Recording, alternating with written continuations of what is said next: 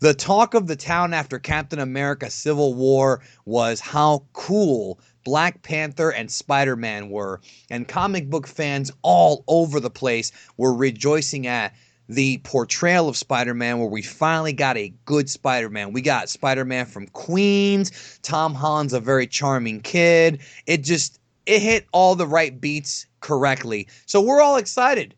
And turns out, and most of you already know this, that there is going to be a Spider-Man solo movie coming out called Spider-Man Homecoming, coming up in 2017.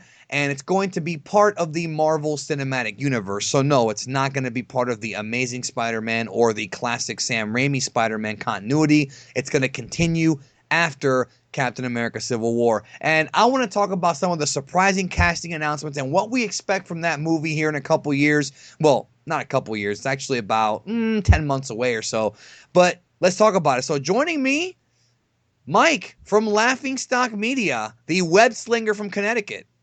Hey guys, it's Mike here from Laughing Stock Media. How's it going? All right, so let's talk about it. So, Civil War. I did my review. You did your review. hmm Spider-Man was only in the movie for a few minutes, but what they did was pretty interesting. I think he was the most charming he's ever been. I love the fact that he talked a lot of shit. They showed off his super strength, stuff that we had really hoped for a long time. We finally got it. And then, of course, there's Marissa Tomei as Aunt May, or as some folks are calling her now, Aunt Bay, because she's 51 and looks 36.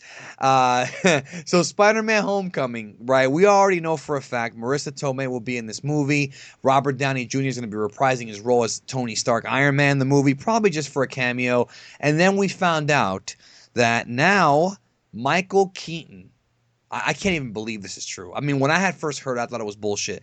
Michael Keaton, the legend himself, the original motion picture 89 Batman, is going to be portraying the Vulture in Spider-Man Homecoming. Well, I mean, it's like a dream come true. Spider-Man and Batman in the same movie in a weird way. What do you think about that? Well, I think it's kind of funny that two of his probably bigger roles in the past many years are playing two bird-related characters. You got Birdman, and now you have the Vulture. And Michael Keaton has always been a really good actor. I mean, I've liked him in pretty much everything he's done. You know, in Jackie I Brown, he was agree. great. In Batman, he was great. You Well, know, don't so forget some of the underrated movies like Multiplicity, which is a very underrated comedy.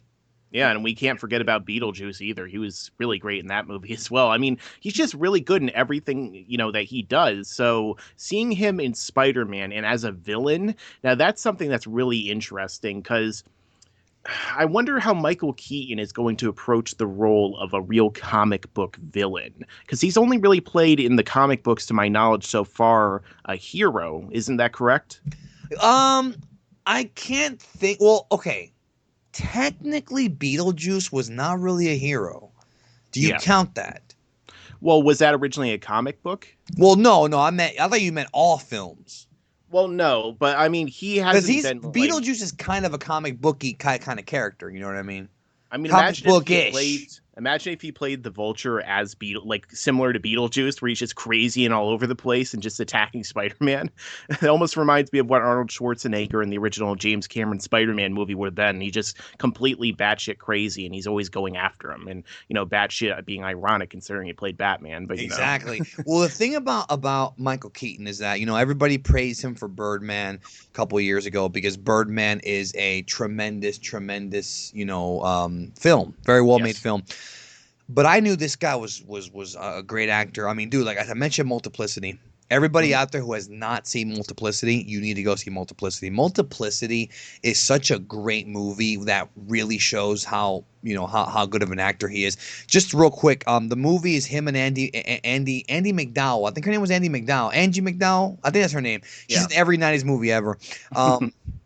He is too busy in his life, so he creates clones of himself to do things without his wife finding out. It's a wacky comedy. So he creates clones, and then the clones are imperfect. And as a result, you've got this awesome comedy where you've got the other clones wanting to screw around with his wife when they can't. Then you have one Mhm. clone who's like really dumb, and so you see his acting versatility, really, and his comedic, charm really go in there.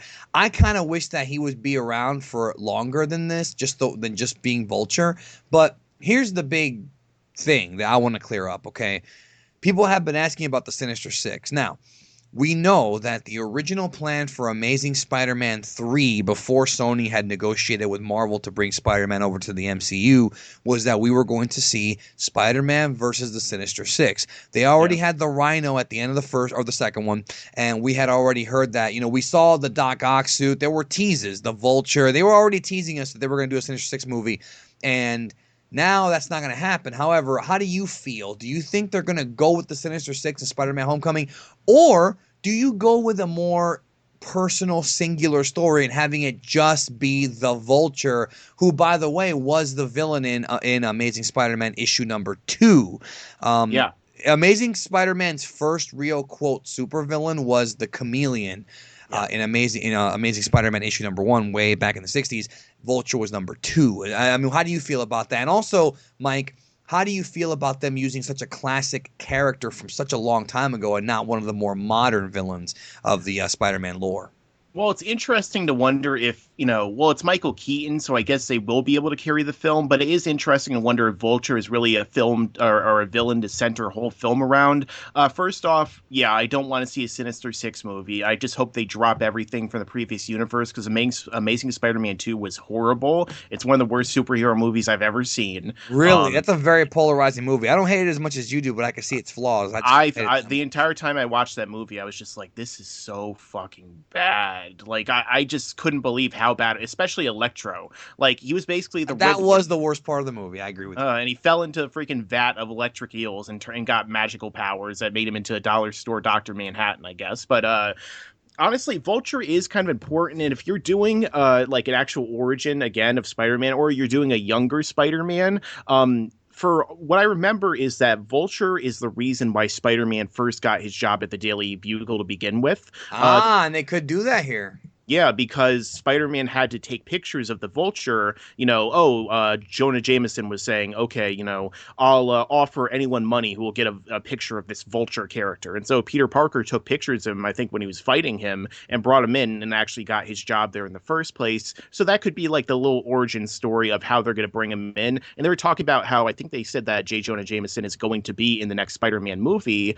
So I think it would be really cool if they do that. I just kind of wish that they would have his original actor J.K. Simmons. Yes. Nobody is. He's great. J.K. is J.J. Right? Yeah. Exactly. Now, it's interesting because the Vulture, like, I know of the Vulture, and he certainly can provide a threat for Spider-Man. I just feel like a lot of the 90s kids won't remember Vulture, or at least not the Adrian Toomes version of the Vulture. And to be honest, I don't even know if Michael Keaton even looks like Adrian Toomes, because Adrian Toomes has that, like, Freddy Krueger, like, sinister face. I don't think Michael Keaton has that face, but maybe we'll see a different approach on it. I mean, maybe he'll be the wacky Amazing Spider-Man, like modern Vulture with like the 6 freaking claws. There's a lot of different versions of Vulture. They'll give him like a Transformers suit like they gave to Shredder in the Teenage Mutant Ninja Turtles movie, probably. Well, the worst one was Rhino, bro. That's the worst one. Now, Paul Giamatti is an alpha, bro, but I don't know about like the... I like Paul Giamatti in pretty much everything, but it seemed like he purposely went out of his way to give the worst performance possible because he just didn't care about the movie. No, I don't think he gave a shit. Yeah, that was not good. Which kind of made it better. So, okay, if the story's going to be how Peter gets a job at the Daily, that's fine. That's fine because, it's not an origin story. But it is a semi-origin. We already know how he got the powers, or maybe he'll explain it. I could totally see the beginning of the movie being narrated by Tom Holland, giving us like a like he's talking about, well, one day I pricked my finger on the spider, and then the credits, New York accent. Yeah, exactly, and the credits come in. That would be the perfect way to do it. Just don't show the origin, but just do a quick little montage of what happened at the beginning, kind of like Batman versus Superman. Yeah, exactly. Perfect comparison. Unless that's a little bit shorter, and it's fine. And then they could have him how he got hired. I think that will work too. So okay, if that's going to be the story, then where does Iron Man fit? Is this going to be just a cameo? I mean, I just don't know if he. I mean, for all we know, dude, maybe the Vulture gets his flight from one of the leftover Iron suits. I mean, there's a lot of ways they can go with it here. If they're going to tie into the Marvel Cinematic Universe, I wouldn't be surprised if he somehow bases his technology on Iron Man's. Because if you remember in Iron Man Makes sense. 2, Whiplash took his power or took his technology basically from similar things that Tony Well, the Stark same did. thing in Iron Man 1, bro. It was the same thing, with Stain, Obadiah Stane. It's like that's like Yeah. the entire story of Iron Man is that his villains take his shit. Jeff For the, Bridges with no hair, apparently. But yeah.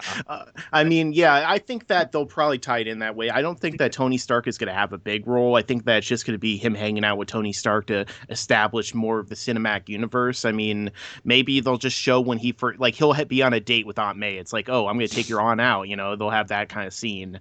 So I that don't think means he's going that to play a big role. Uncle Ben's already dead then, and it's not going to be an old guy. It's going to be a young guy. Well, we didn't see Uncle Ben at all in this, and we just saw Tony Stark basically hitting on Aunt May, so I would assume he's already dead. I wonder, because we didn't even see or Yeah. even hear about Uncle Ben at all in Civil War. I'm wondering if they're even going to put him in, because there's a chance they might just totally flip the origin, not even include him in the Spider-Man story. I mean, how many times does that man have to die on screen? Like, he's already died on screen 3 times now. No, and then, well, at least it wasn't Thomas Hayden Church who killed him. At least there's that. But yeah, now, do you think Vulture survives this movie? Because here's the thing. Okay, we know for a fact this movie's gonna make a lot of money.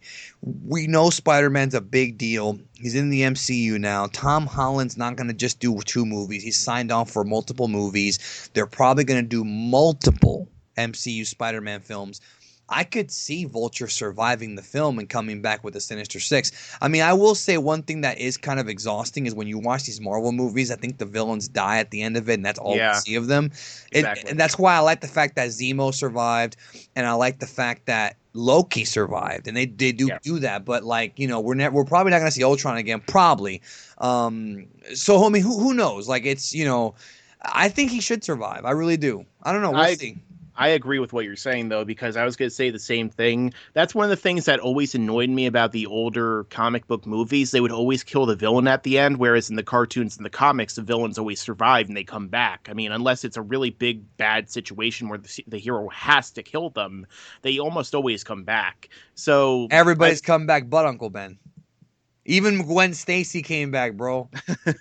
Even yeah. Gwen Stacy is freaking Spider Gwen. Yeah, I know. So I really hope that they do in fact do, keep him alive and they build into something else, because they could do a Sinister Six in the Marvel Cinematic Universe, or maybe they can have Spider-Man villains team up with Iron Man villains or character like. Imagine 2 completely different villains teaming up in a movie at this point. Imagine like Loki teaming up with like Well, remember, Venom or something. he kind of did do that in Avengers 1, even though we didn't know that Thanos was the one behind the Chitauri. I mean, he kind of somewhat did. Not directly, of course. I just think it'd be so cool since we have the Avengers now. If we could We just gotta get have like an evil team. Yeah. Exactly. We got to have an evil team. Zemo could have done it, bro, with the Masters of Evil, but they went a totally different direction. So They could still do it. He's still alive. I'm guessing that Thanos' army is going to be like massive, so it'll probably be a pain in the ass to get rid of him. So yeah, who knows? All right, well, let us know your thoughts down below, folks. What do you think about the upcoming Spider-Man movie? We'll have a lot to talk about, I'm sure, in the future. Are you excited about Michael Keaton playing a villain? Do you think Vulture survives? Let us know down below, and of course, check out Mike from Laughing Stock Media. The link is in the description. But I'm fairly sure most of you, if not all of you, already know who this guy is. Sayonara.